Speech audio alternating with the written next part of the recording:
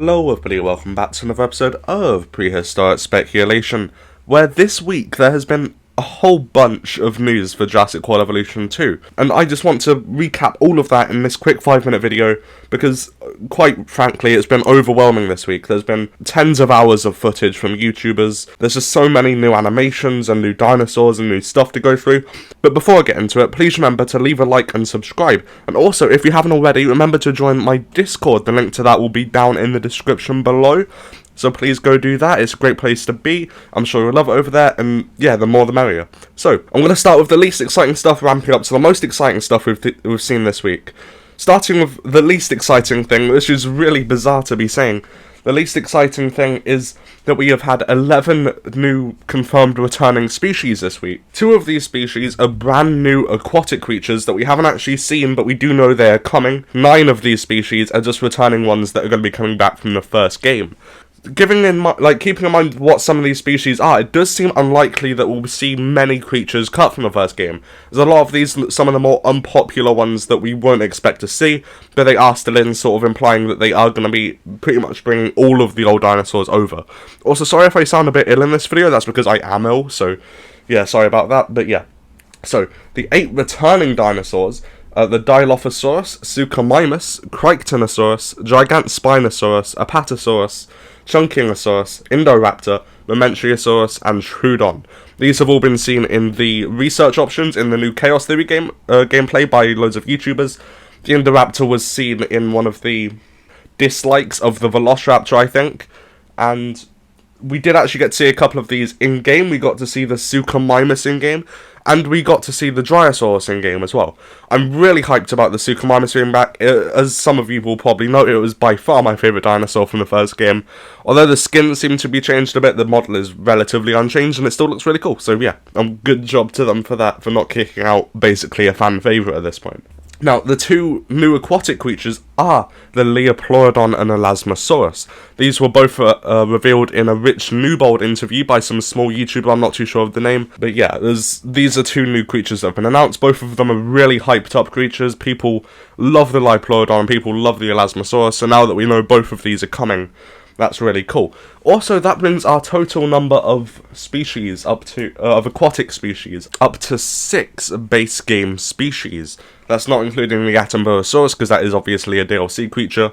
But yeah, the fact that we're getting 6 is more than I expected. I thought we'd be getting 5 at most, so 6 is really awesome. It means we're probably also going to be able to see 1 more Pteranodon, or not Pteranodon, but flying creature as well, because we've only seen 5 of them so far, so if they're going to keep them even, I'd say we can expect to see 1 more before launch.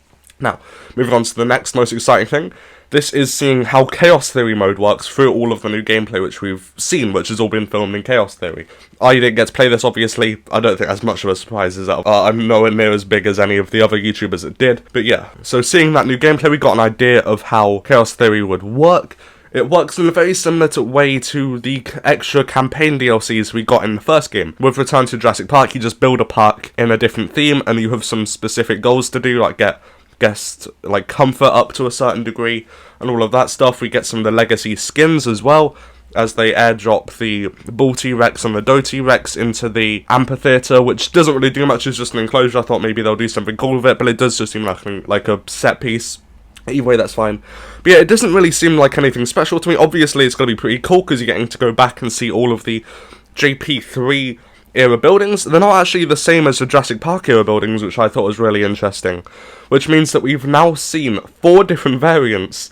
We'll now see 4 different variants of the viewing gallery. We'll see the campaign one, the Jurassic World one, the Jurassic Park 3 one, and I assume the Jurassic Park one as well. It was really interesting. So yeah, it looks okay. I'm sure it'll be fun to play and all that, but it's not anything groundbreaking. I don't think it's as impressive as people thought it might be, but you know, still pretty cool. Now, moving on to the most exciting thing by far this week, being the new animations and specifically the pack hunting that we've seen. So, thanks to Best in Slot, who is an absolute legend for doing this, we got to see in-depth detail about pack hunting, as he was just mass-producing Velociraptors and Parasaurolophysis into an enclosure and seeing what resulted. This sort of shows us how it will work, and it looks really, really good. The Velociraptors will be able to jump on like a location, it all looks really smooth.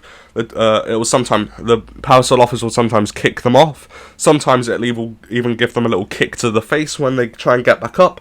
And it's just so much more interesting than the set and lock animations we got into the first game. They do still work as set and lock, but the way it's done makes it seem so much more smooth. Like with the social interactions, they do still lock onto each other for like the proper animation.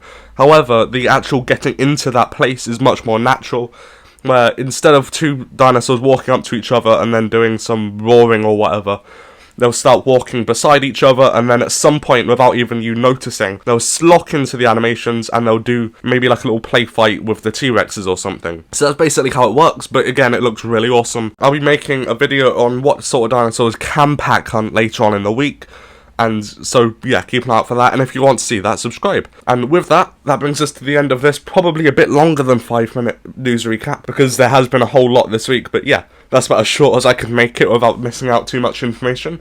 And yeah, thank you for watching. If you enjoyed it, please remember to leave a like and subscribe, it really does help me out. And again, join the Discord, it's great over there, I'm sure you'll love it, and the more the merrier. And I'll see you in the next video. Bye.